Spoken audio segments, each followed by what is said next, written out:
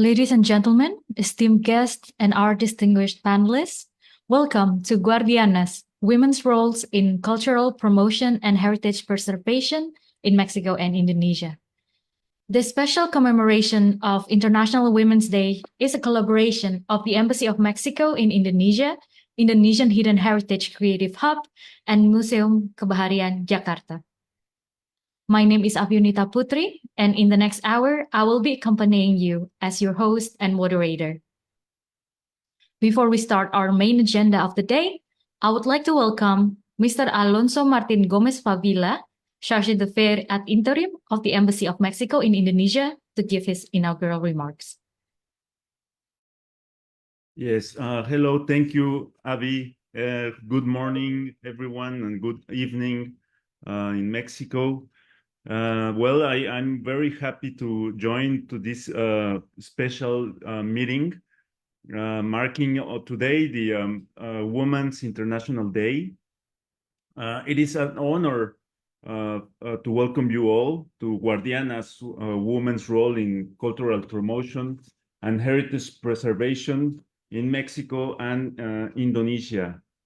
In line with Mexico's feminist policy, Mexico's feminist foreign policy, and in commemoration of International Women's Day, this dialogue emerged from our commitment to recognize and celebrate remarkable achievements of women's leadership in cultural and heritage matters.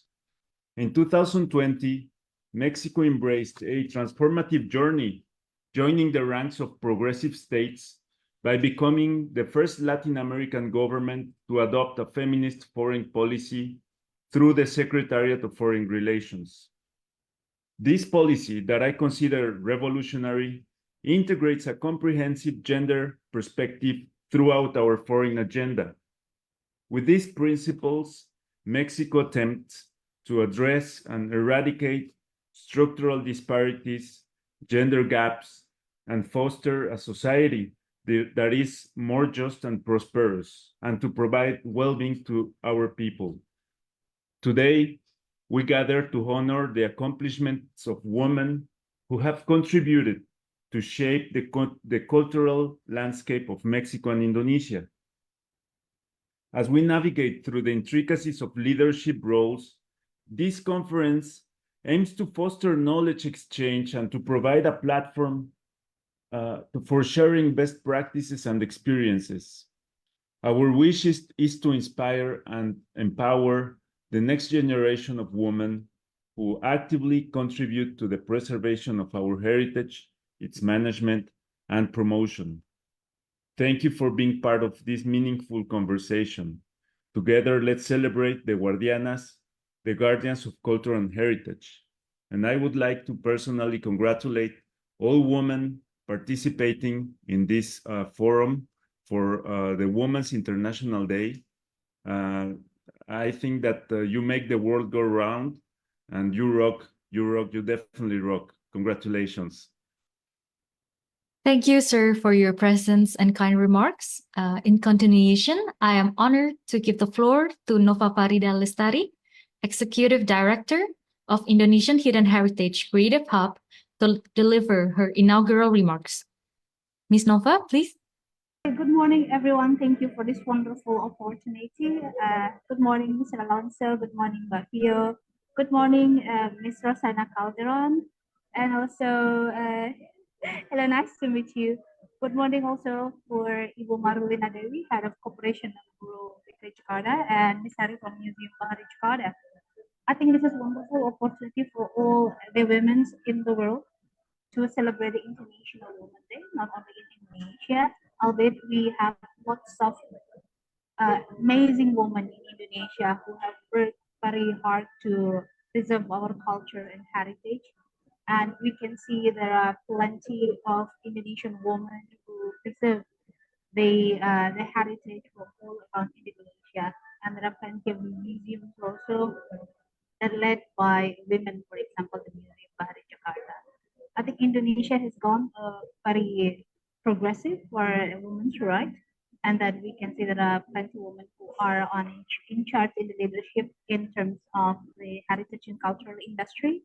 and we would like to congratulate them, not only those who sits on the ministerial position, not only those who sits in a as a head of organization, but also women, especially on the village, was really the guardian of traditions and heritage. And we would like to celebrate their achievement. We would like to celebrate their courage and their effort through today's discussions.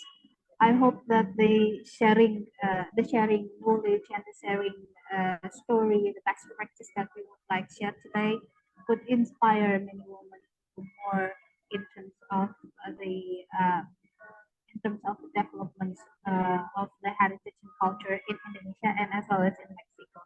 I'm very much feel honored to be the representative of today's discussion, and I'm looking forward to hear more the story from amazing women who already present, and some of them I know very well today, who will voice also their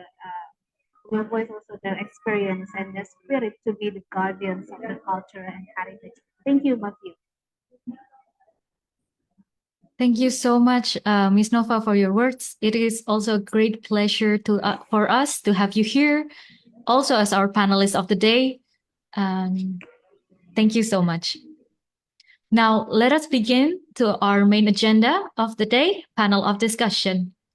Every March 8th, International Women's Day is commemorated globally, a fitting occasion to recognize and celebrate the achievements of women across various fields. And today, we focus on Las Guardianas, or the Guardians, the term that we see fit to refer to the women involved in the cultural promotion and heritage preservation sectors. This will be an exploration of women's roles and contributions, emphasizing leadership, creativity, and their impact on preservation, management, and promotion of culture. We hope that this platform can serve not only as a space to highlight and acknowledge women's leadership in the realm of culture and heritage, but also as a space of exchange of ideas and best practices for the experts in Indonesia and in Mexico. And of course, we also would like this event to be able to inspire young generations and more women to actively engage in cultural heritage endeavors. We have here with us today 3 women, professionals in the promotion of culture and heritage preservation, 3 distinguished panelists from Indonesia and also from Mexico with very impressive background. From Indonesia, we have Mrs. Marulina Dewi. Currently, she serves as the head of Bureau for Regional Cooperation Affairs of Jakarta Capital City Government, and also the Secretariat Advisor for Mitra Praja Utama since 2022. She was Urban 20 Indonesia 2022 AG G20 Suserpa or under Sherpa. And prior to this, Mrs. Dewi served as head of division for third-party cooperation affairs from 2020 to 2022. Mrs. Dewi received her Master of Public Administration from Korea University and her bachelor degree from Institut Pemerintahan Daerah Dalam Negeri. And also another panelist from Indonesia, we have Ms. Nova Farida Lestari, the founder and executive director of Indonesian Hidden Heritage Creative Hub, who works to unlock Indonesian hidden heritage tourism potential through museum and heritage sites by developing a strategy for their marketing and promotion, creative programs, and research.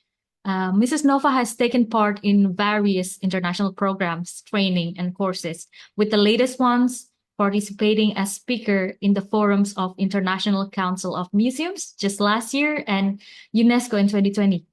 And from Mexico, we have a very special panelist, Mrs. Rosana Calderon Martin del Campo.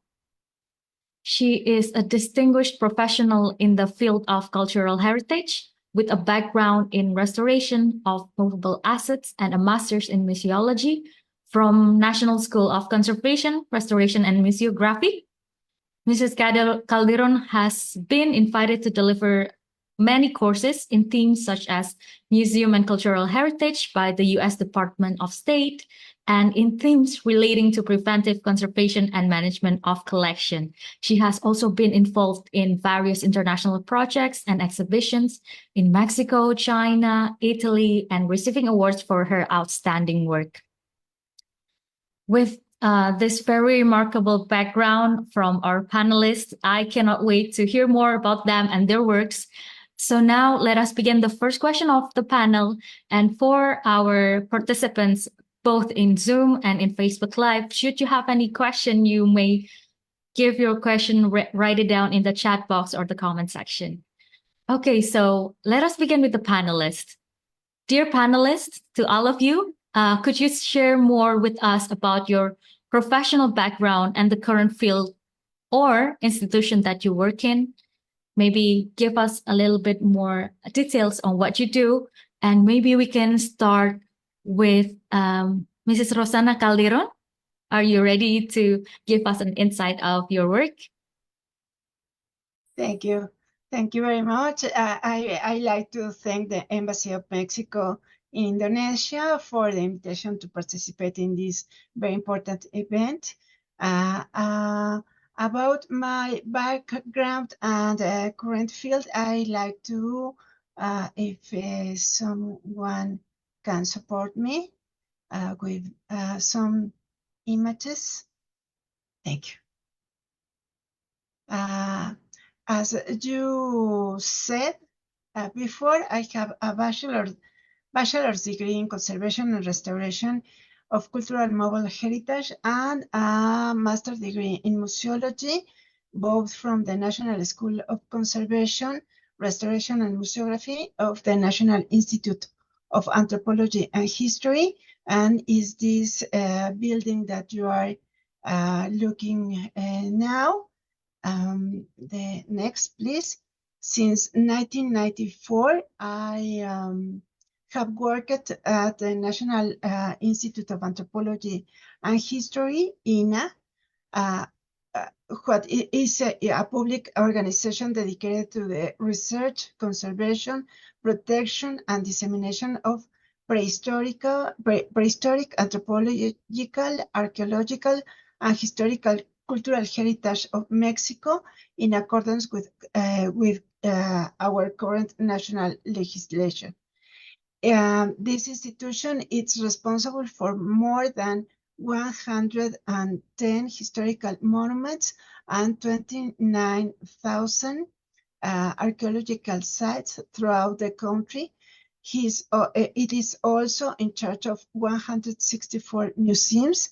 More than 700 academics collaborate in their different areas of research.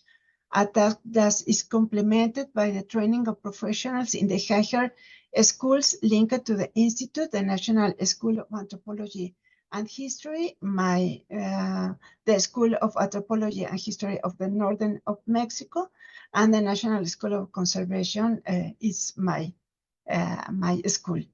It has the National Photo Library System, 70 centers throughout the country, the Sound Library, the Cinema Library, as well as the Anthropology and History Library, the most important in Mexico, that brings together the largest collection of publications of historical anthropology and anthropological in Mexico, as well as a very valuable collection of codices. The next, please. I think yes.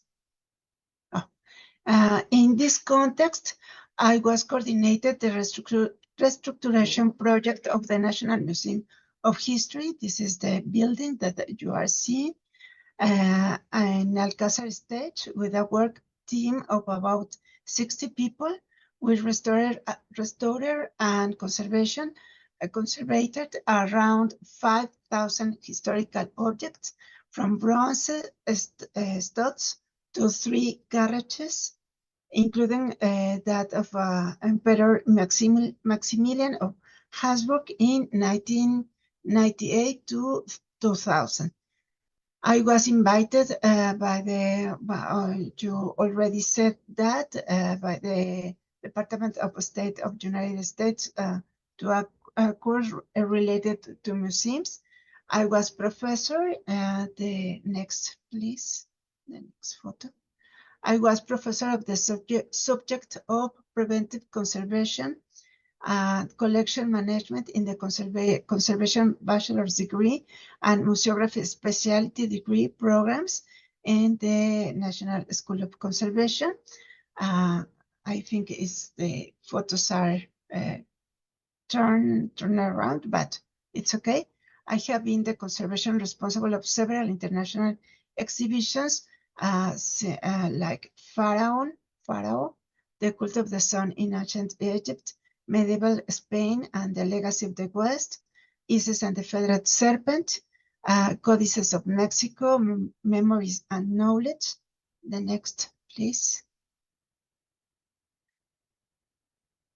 And I have also the conservator responsible for museum projects such as the Mexican Pavilion at the 2010 Shanghai Universal Exhibition and the 2015 in Milan Universal Exhibition, and the project of the Great Museum of the Mayan World in Mérida. The next, please. This is my some of the projects I worked with my students in several museums in Mexico. The next, please. I currently work in the World Heritage Office of the National Institute of Anthropology and History. Mexico occupies a prominent place in the field of World Heritage due to the extensive and varied cultural and natural heritage that it protects in its territory. Its dimension, originality, and meaning places it as the country on the American continent with the largest number of properties inscribed in the World Heritage List of UNESCO, with 35 sites inscribed to date, and the second in the field of intangible cultural heritage of the UNESCO, with 10 cultural manifestations on the representative list of the intangible cultural heritage of humanity, and one in the registry of the best practices of the safeguarding of intangible cultural heritage.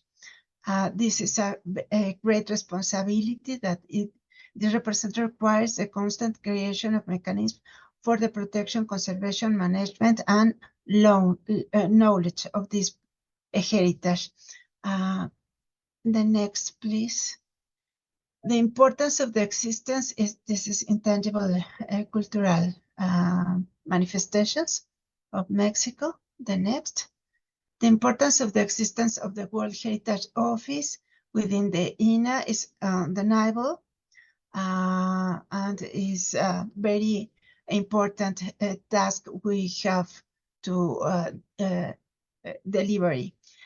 Recently, the World Heritage Office has overseen monitoring the Armed Conflict and Heritage Convention and its two protocols and the Underwater Cultural Heritage Convention. In this framework, the National Museum of Anthropology, this is you are looking at, the most important anthropology museum in Mexico, was in 2022 registered in the international list of cultural property with enhanced protection and of the Hague Convention, the only one in the American continent.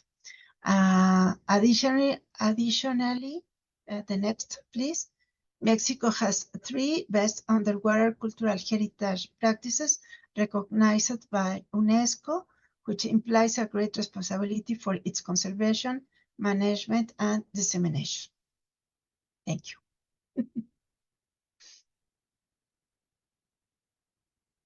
Thank you so much, Mrs. Rosana Calderon. Thank you for introducing us about your institution that is specialized in heritage management, preservation, and dissemination, and also for sharing with us your impressive expertise. It is very inspiring to see a woman as an expert in conservation and also a woman who is supporting the task in World Heritage Management that you have explained Mexico has many intangible and intangible forms.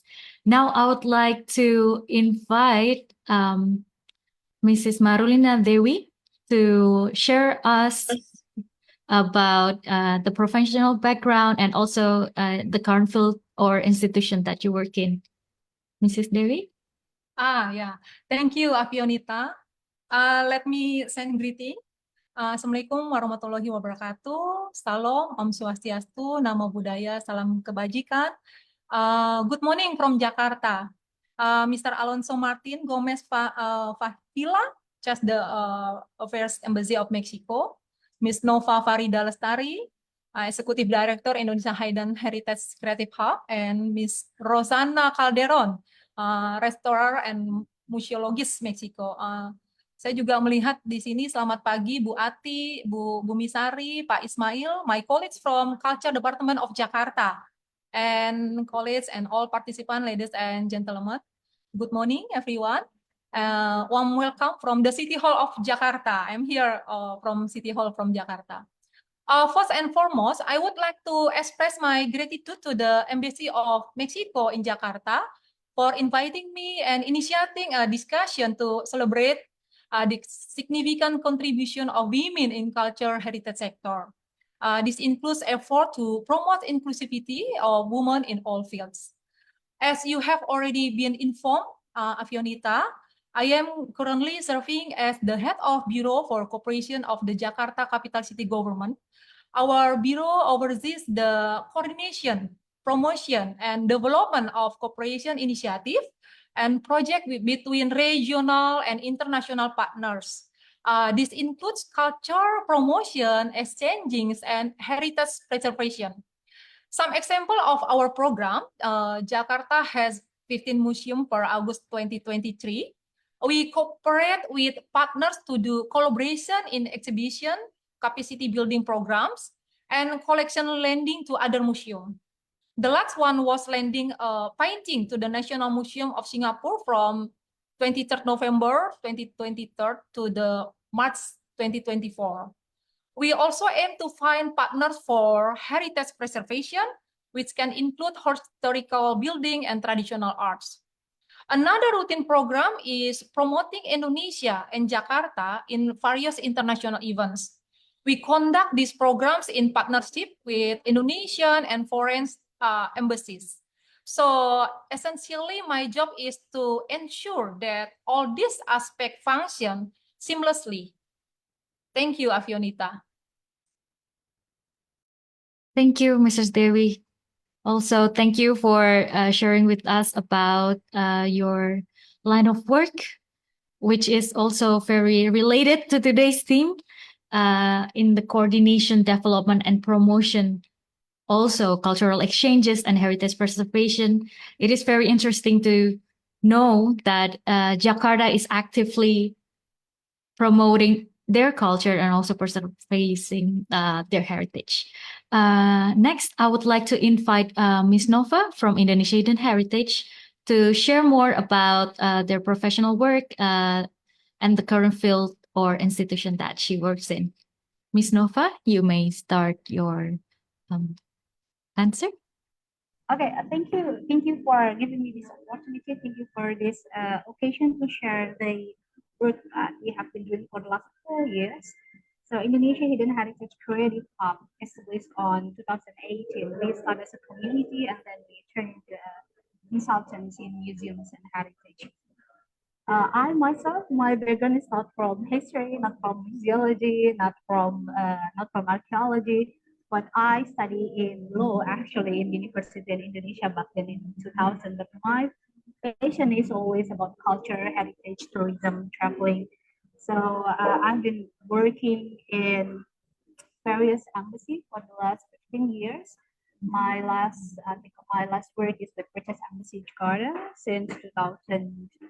I think it's around 2015 or 16. And after that, I established my own company with my friends who works on a area of tourism heritage. And now we're like well known as Indonesia Hidden Heritage Creative Hub. So IHHCH atau IHHCH kalau teman-teman panggil.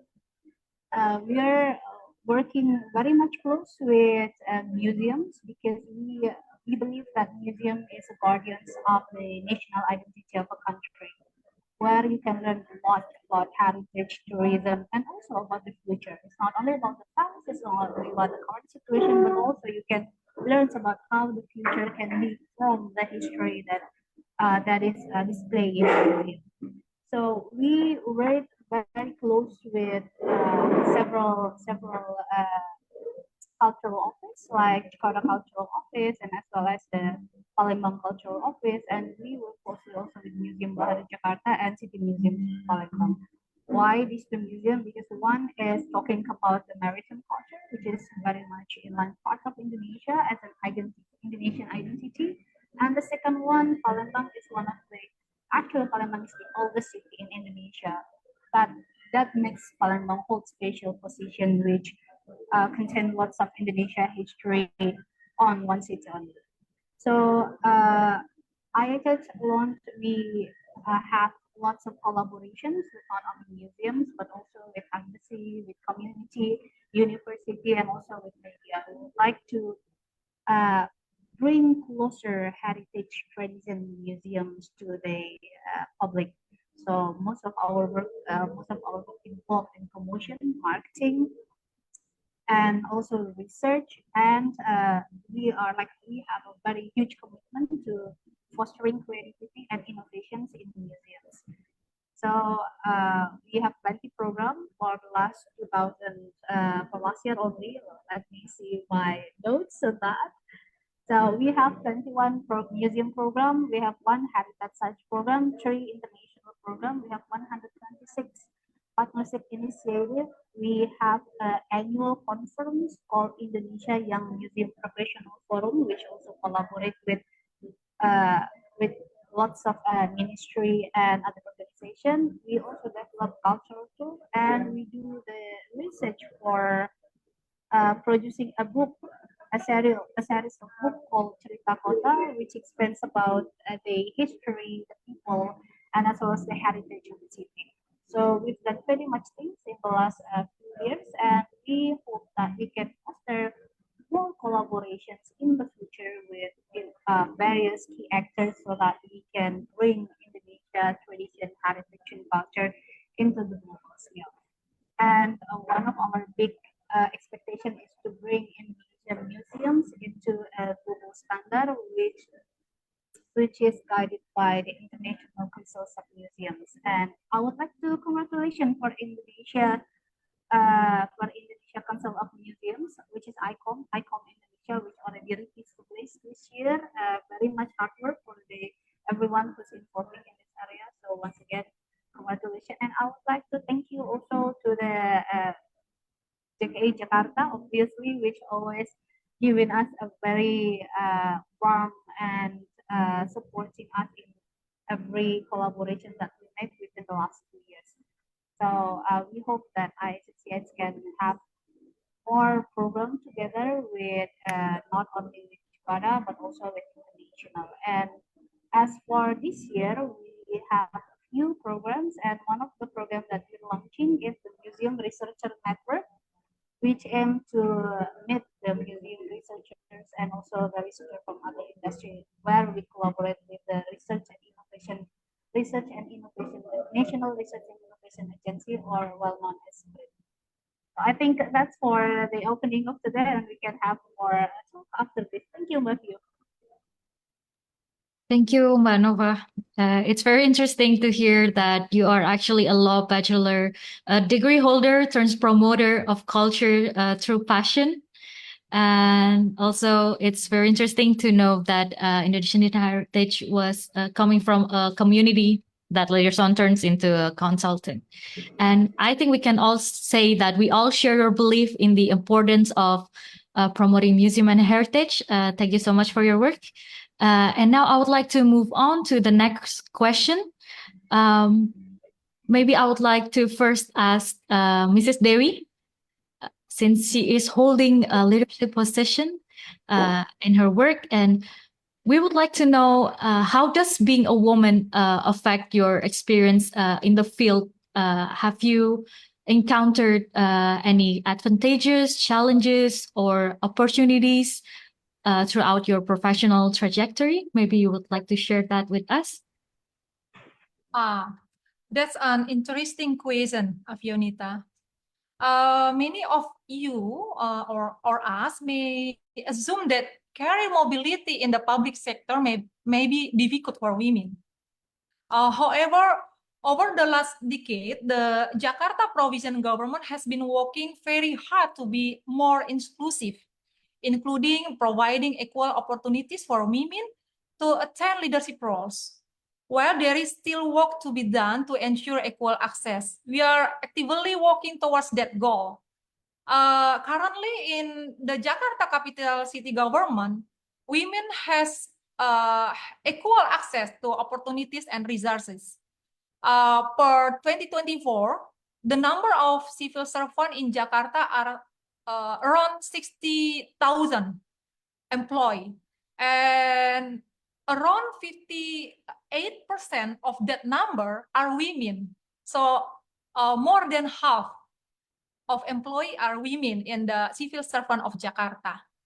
And in leadership level, there are 97 leadership positions within the Jakarta provincial government, and about 30% of these positions have been filled by women. These women hold strategic roles as heads of bureau or head of department. Additionally, I want to tell you there are currently 2 women out of 4 positions serving as assistant to the Secretary of Jakarta Capital City Government, one on finance, economic, aware, and the other on people welfare. This is very high position. It is not simple and easy process to create this equal opportunity.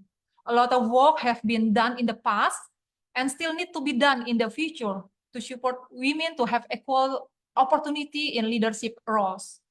One example is through education. I myself are rather fortunate that my superior endorsed my application for scholarship for master degree in South Korea as part of the cooperation between the Jakarta city government and Seoul city government as a sister city. I'm aware that many of my female colleagues have also been able to access similar opportunities, which have enabled us to achieve higher level in the public sector. However, one of the challenges we have faced in Indonesia, women have strong roles in the family, including raising children for women to be able to focus their careers. We are not need support from our. We are not only need support from our spouse, but also from our working environment. In Jakarta capital city, in my office, we now have supporting facilities that allow both women and men to pursue their careers without neglecting their roles as parents.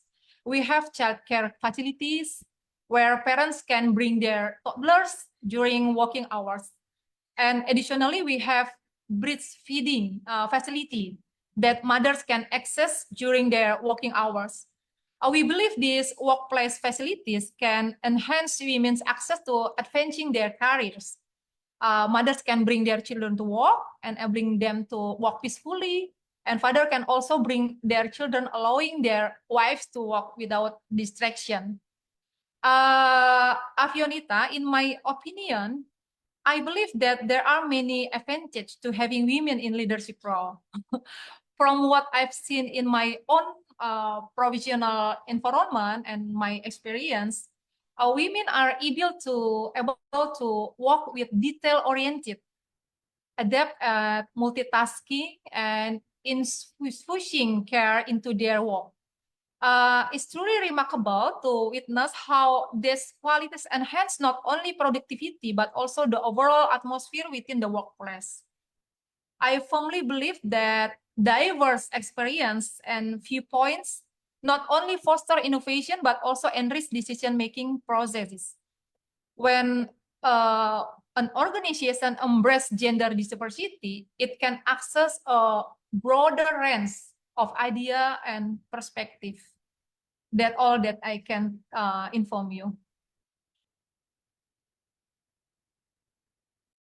Thank you, Mrs. Dewi. It is very great to know that the usual barriers of women, the so-called glass wall or glass ceilings that are usually faced by women in career mobility, is being supported or to the betterment in public sector. It is very great to know that in Jakarta provincial government, women are supported for leadership roles. As you've mentioned, there are currently 97 roles and 30% has been filled by women, including as head of bureau and department, including also in very high positions.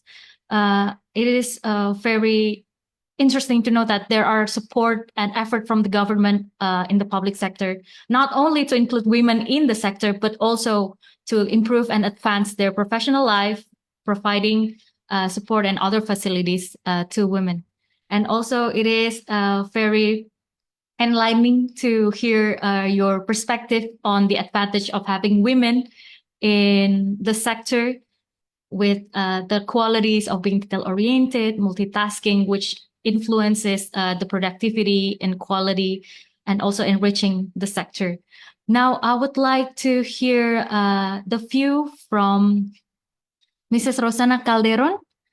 How does being a woman affect your experience in the field? And also if there are any advantages, challenges, or even opportunities that you have faced throughout your professional trajectory. Mrs. Rosana Calderon? Yes, thank you. In my personal case, perhaps to my area of specialization, in Mexico, it's important to say that 80% of the conservators are women. So the challenges that I have faced really prepare myself more and better in the field that I am interested in developing. The conservation of cultural heritage is a field occupied, I already said, mostly by women. Perhaps the main challenge I have faced is my interest in developing myself in the field of museums. These images is for the third question, please. Thank you. My institution is a great institution that allows for a lot of mobility between its areas. So I have been able to work in several areas of the institution with different assignments, always with a great possibility of learning and contributing a lot. I have not really found obstacles that limit my personal and professional development. And I have to say that there are several women in high positions, not only in my institution, in the government positions is very important. The role that the women develop. Thank you. Yes, thank you so much, Mrs. Rosana Calderon. Thank you for pointing out that in your institution, 80% of the conservators are women. That is very impressive to know that there are women, many women in your expertise. And it is also very good to know that the personal and professional advancement and mobility of women is also supported in your institution. Now, maybe Ms. Nova can also share about her experience in the field, if there are any advantages, challenges, and opportunities that you have faced. I think for the last 4 years, I have met with couples of fortunate situations and also challenges. So in terms of gender equality in culture and tourism industry or in heritage industry, I think it's pretty much the same. Even Indonesia and the rest of the Southeast Asia countries, if we look at the data issued by UNESCO, that overall in a global perspective, women still need more representation. And we can only fill around 30% of the opportunity that offered by on the art, culture, and heritage industry. In some countries, probably it's already been more advanced, where women taking up a special positions or leadership positions. But in Indonesia, there's still lots of homework that we can do to create a better environment for women in leadership positions in this area. For example, I think like on last February, I was invited. I was invited in a STEAM talk show with Irlandian embassy, and then at that opportunity, I showcased the example that in Indonesia there are plenty of women who sit as a leader in the museums and heritage industry, but unfortunately, in the top positions, we still have a huge homework about that. For example, if we take a look back at our history, you can only find one Indonesian woman who served as a Ministry of Culture, and it's also only for a very short period. And it was back in 1960 something. So it was like long, long, long time ago. We never have any women ministry in culture or in education again after that 19. So this is obviously one of the challenges and one of the things that we need to look forward as well. Why there's no Indonesian woman who served as a Minister of Culture from 1960s until now. So it's like around 50 years. So this is something that we can point out, and I'm like strongly believe the women who are very skilled and knowledgeable in their area, and especially like with access of education is getting higher these days. Lots of women goes for not only master degree but also doctoral degree and other fields as well. And we are taking up lots of courses in terms of knowledge and skills. We're not less than a man, but I think the system needs to give more opportunity. We have seen lots of amazing women who successfully leading a ministry like Sri Mulyani, there is Ibu Susi, and there is Ibu Retno in the Ministry of Foreign Affairs. This actually shows that Indonesian woman has a very strong capability, a very strong knowledge and capacity to lead. And in Jakarta, there are many women who's leading as a museum, as a head of museum. For example, Ibu Ari in Museum Guardianas Jakarta, Ibu Ati, and then there Ibu Esti as well. And then if we go to the Indonesia Heritage Agency under the Ministry of Culture, we can also see there are lots of women who play major key roles to run the agency. So this is showing that we have the very good capacity to be a leader. But unfortunately, we're not when we talk about Indonesia, we're not only talking about the big cities like Jakarta or Medan or Semarang who provide glorious opportunity for women to develop. Indonesia is more than that, and this is still, I think, still something that should be improved by the government, by the system, by the society. As Ibu Marulina mentions before, like women needs to have support not only from the system but also from the society and the environment, because we are bound to our however gender construction socially, where we have a responsibility at home as a wife, as a mama, and also we have this great responsibility in our work in the career term. So I think the society needs to move forward as well, and also the policy needs to give greater opportunity for women. Back to my own personal experience in establishing Indonesia Hidden Heritage Trading Hub, it's not always rainbow in the field for me.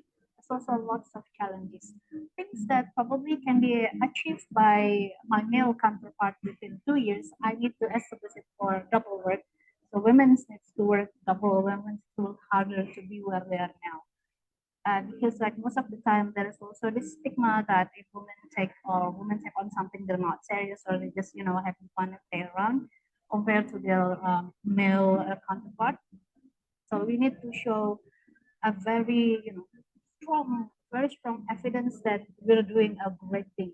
Only by then we can get acknowledged. So this is not only not only in Indonesia, but also in other parts of the world, especially in the Southeast Asia country, where we're still very much strong in tradition, where women is playing a domestic role instead of on a public eye. So this is things that we now as a woman who are leading in a position needs to support another woman and mentoring another woman to move forward. what I did in ISSH is I also recruit lots of young women who has a potential to be a leader. One of our director for Indonesia Young Muslim Professional Forum is still very young. She's still 27 years old, but she's like very brilliant mind. So what we do is we're giving her a position, we keep mentoring her, we facilitate her, and we're trying to pass on this legacy of leadership as a woman to her so that she can later on pass it again to another woman. So this is actually the ecosystem that we would like to do, women supporting another women. Thank you, Buffy. Thank you, Manova. I think, yes, there is a general challenge for women in many sectors, not only in cultural and heritage, that they face in the professional realm. And in Indonesia, as you have mentioned, higher leadership roles in the field also needs to be improved. And it is indeed an ongoing challenge that we as a society need to work on. And as you mentioned, for women, personal capacity is not the challenge. We do have it, but what we need is more opportunity and support systematically in both public and domestic or private sphere. Thank you so much for your astounding observations and well-considered points. Next, I think I would like also to know, after hearing about the advantages and the challenges that you have faced, I would like to know if there are practices that you have seen being implemented, or maybe that you are implementing in the field that you think has been beneficial to promote inclusivity of women and advancement of women in the field. Maybe we can start with Ms. Nova, because I think she has also mentioned that she is supporting women. And the last point that you have mentioned, maybe you can explore more about that. Thank you. I think it is important for women not to compete with other women, but to support another women, to provide them with an ecosystem where they can grow to their utmost potential. So what we do in Indonesia Hidden Heritage Creative Hub that we seen as a best practice is we are selected and we are curated the next leaders of the in museum industry. So we like the Jakarta government, for example, they have the museum ambassador program, which consists of women and men. And one of our project director of Indonesia Young Museum Professional Forum is actually a graduate from that program. So we're providing this mentoring, coaching, and we are supporting their patient and their initiative in the music industry. And we provide them with the opportunity also to go overseas, so they can learn from their other museum counterparts.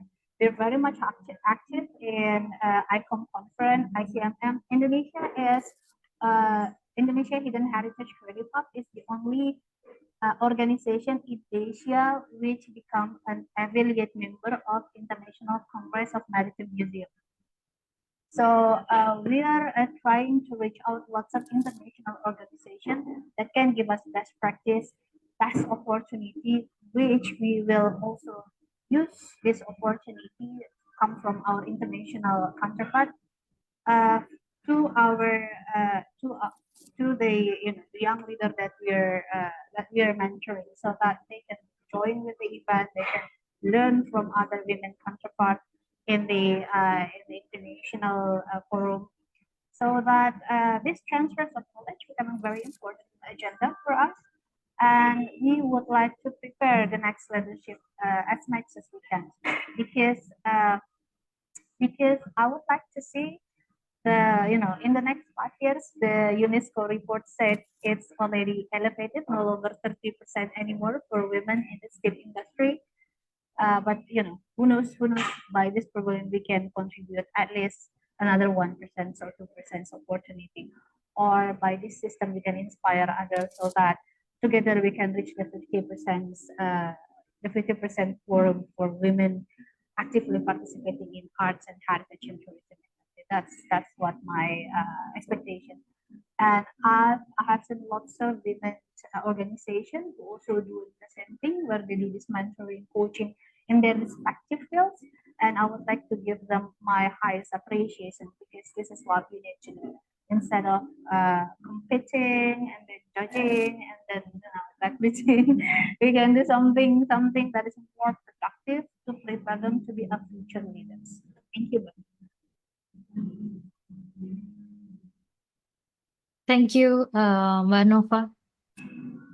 It is important for women not to compete but support each other. That is the best practice from Indonesian Hidden Heritage in their program of curating and coaching the future leaders in the field. So this is their effort to the challenge for women that Mbak Nova has mentioned before, with programs such as museum ambassadors and also overseas programs. That is very interesting.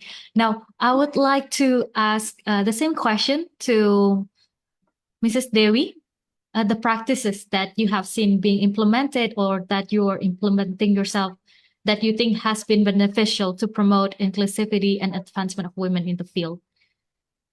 Mrs. Dewi? Thank you, Afionita. There are numerous layers of effort that we are currently implementing to promote inclusivity of women in leadership roles within the public sector, because I am from public sector.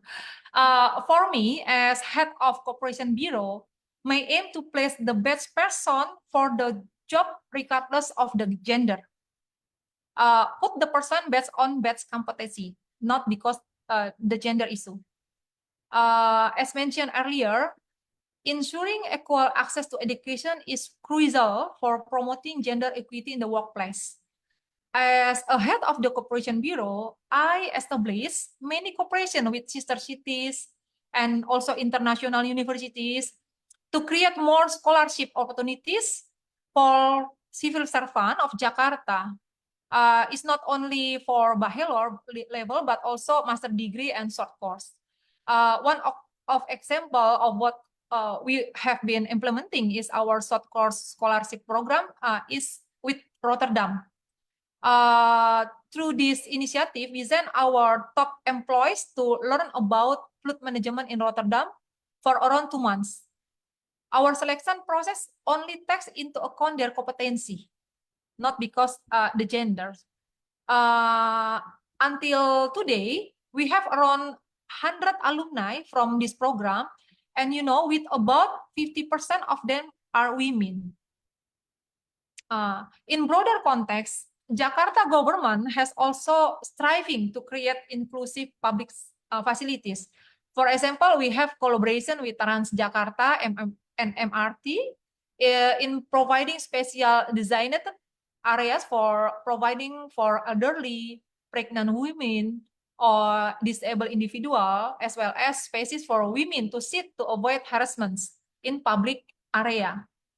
Furthermore, we support women's participation in achieving economic empowerment. We have a program called Jakpreneur. Maybe Afionota heard about it. The Jakarta province assists many small and medium enterprises in growing their business, enabling them to reach entrepreneurship level. This business mentorship program is accessible to everyone, regardless of their gender, age, and religion.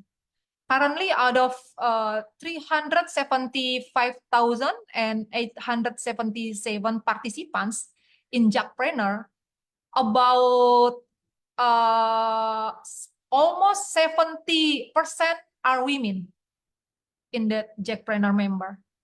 And lastly, I also want to share that Jakarta Provincial Government is currently collaborating with Polda Metro Jaya to provide assistance for women and children who are experiencing abuse and harassment. So if you are or someone needs help regarding this issue, you can call 112. Women and children who have experienced abuse and violence can receive psychological assistance and also legal assistance. So this is one of facilitated for women from Jakarta. And also Jakarta government has dedicated department to empowerment women and disabled people. We have this department called by Department for Empowerment and Child Protection. This is focused to facilitate about all program about women. Thank you, Afionita. Yes, thank you, Mrs. Dewi, for your explanation on the numerous layers of effort that has been done by the government of Jakarta, including in the professional layer, as it is a public sector that highlights competency, and through Sister Cities program for scholarship opportunities.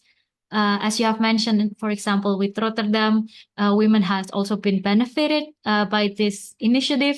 There are also initiatives from the government to create inclusive public facilities, creating programs to empower women through entrepreneur like Jackpreneur and other empowerment program, and also for creating line of urgent help for abuse in Jakarta. Thank you so much for your explanation.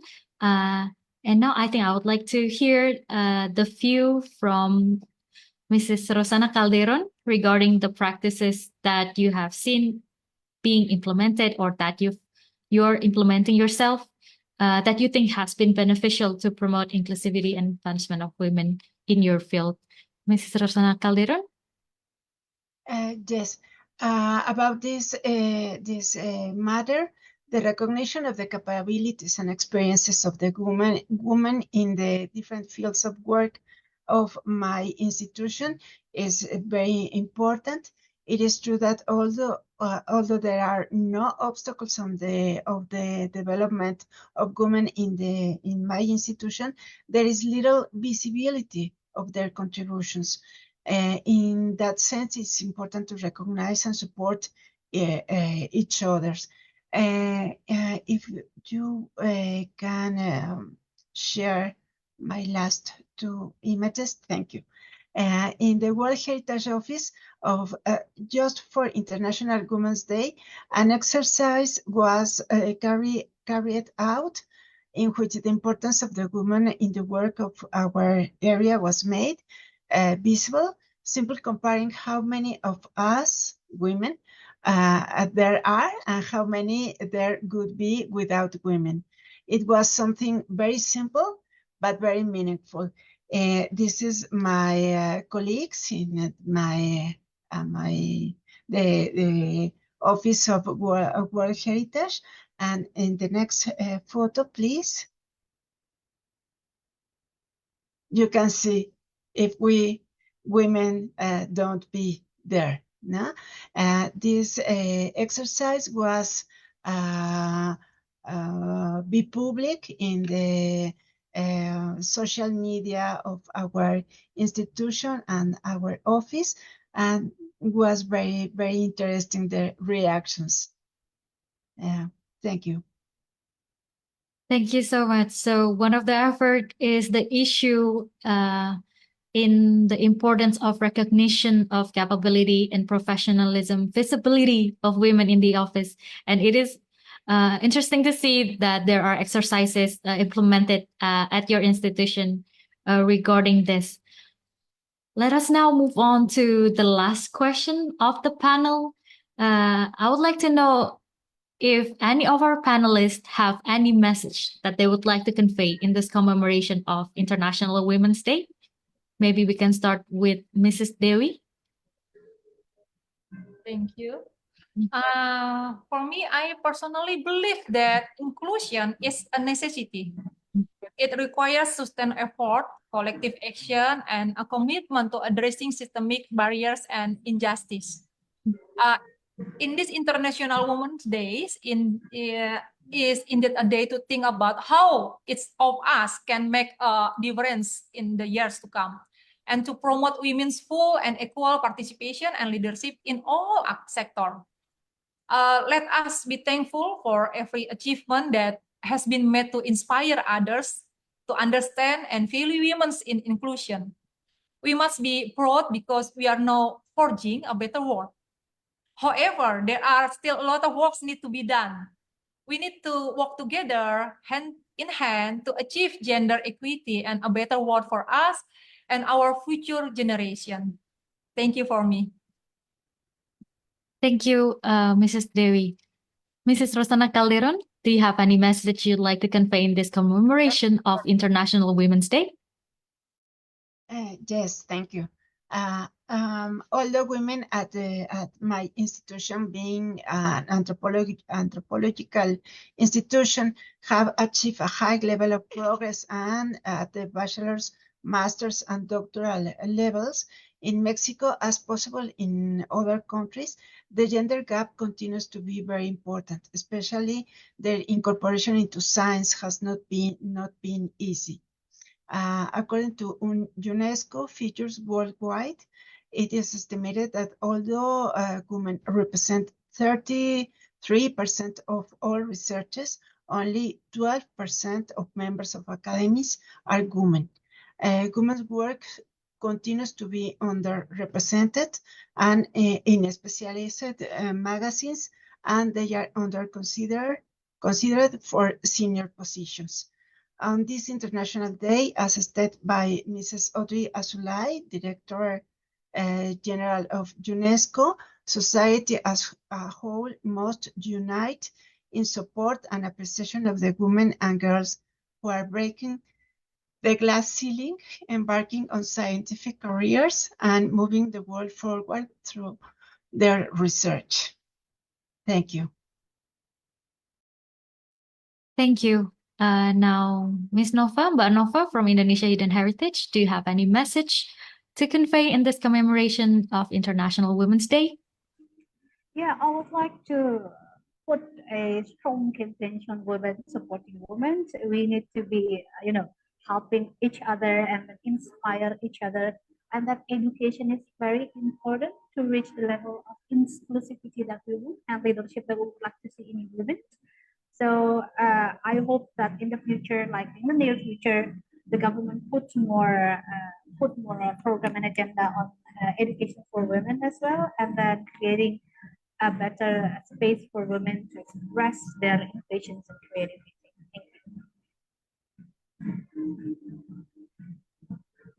Thank you, Mbak Nova, for your message.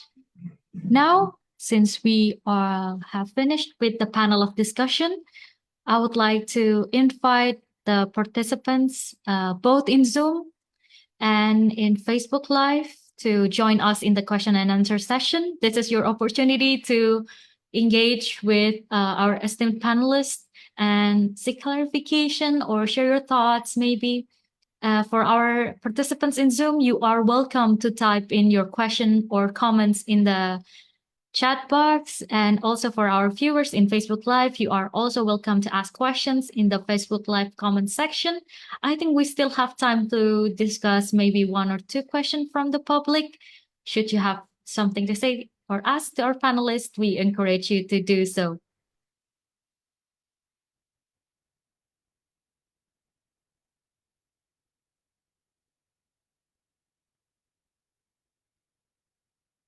I think we have one question from Zoom. It is from Cesar Reveles.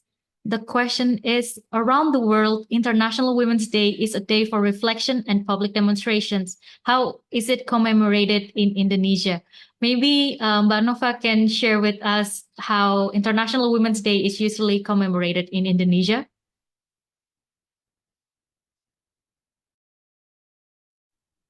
I would say this is interesting questions and interesting observations as well. Like in Indonesia, we also have our own National Women Day.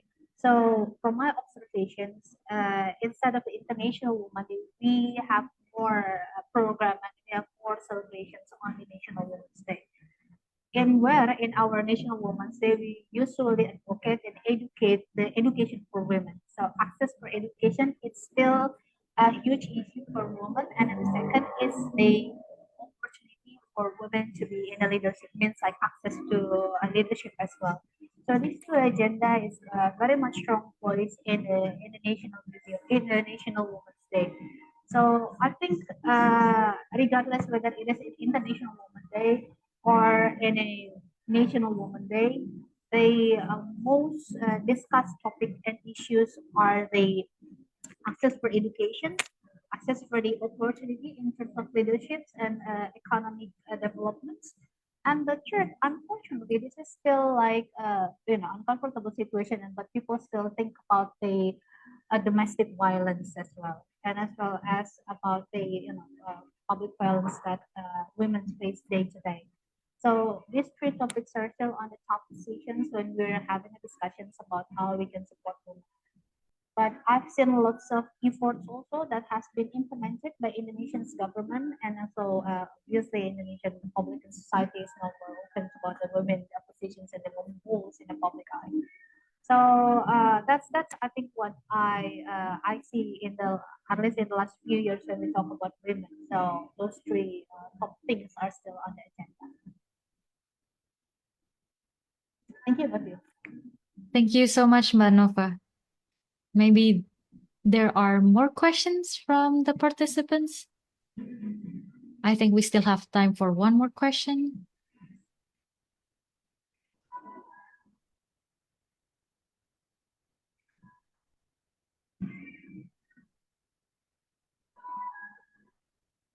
You may write your question in the chat box. If you'd like to use Indonesian, that is okay. I will help you to translate it and convey it to our panelists. Babu, can I have a question? Yes, of course, Mbak Nova. You may. Okay. Actually, I was like very curious. How is it in Mexico? I mean, like Indonesia has these three top issues. Ibu Rosana, how about it in Mexico? What are the three top issues that women face, and now it's being being like facing by women in Mexico? The three top issues and challenges.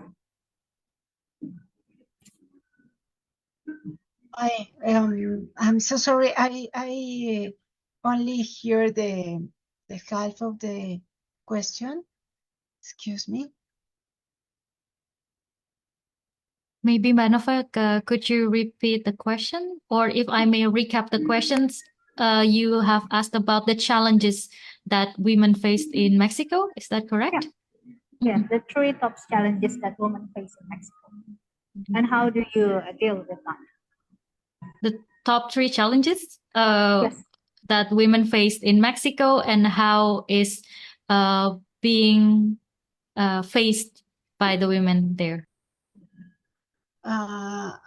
In general, the mainly challenge in Mexico is the safety also.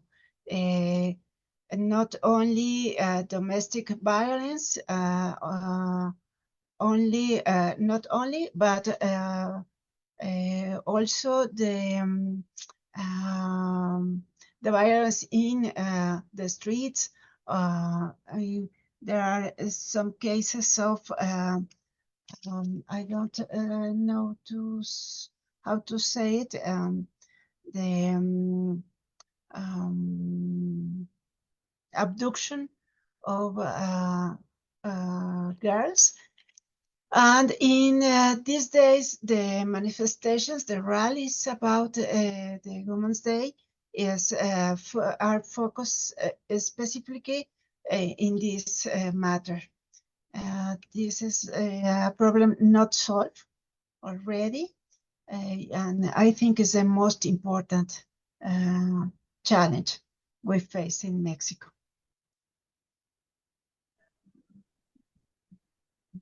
I think it reminds me of when we have the movie, I think the movie night in Mexico Embassy spread about you, and where the Mexican embassy also show a documentary movie, or not documentary, but it's like a short movie where women violence is still be a top issue as well in Mexico. Mm-hmm. Yes, I think it is one of the major challenges that women everywhere is currently facing. Yeah. And all over the world, yes. Yeah. I can say that I have more problems outside my country than in my country. You know, when I worked in Egypt, I was more maybe with for cultural customs. there were very complicated work in that opportunity. No? Yes, thank you very much, Mrs. Rosana Calderon, for sharing with us regarding the challenges of women as well. I think as our panel of discussion comes to a close, I would like to express my gratitude to our esteemed panelists, Mrs. Marulina Dewi, Ms. Nova Farisa, and Mrs. Rosana Calderon Martin del Campo for sharing their invaluable insights and experiences with us today. Thank you to our audience as well for your engagement and participation. And today we've explored the invaluable role of women in cultural promotion, heritage preservation, shedding light on their experiences, challenges, achievements, and best practices as well. Let us carry forward the spirit of empowerment and knowledge exchange as we continue to celebrate and support women's leadership in every sector, including the cultural heritage sector. Thank you so much for everyone. We hope to see you in our future events. Thank you.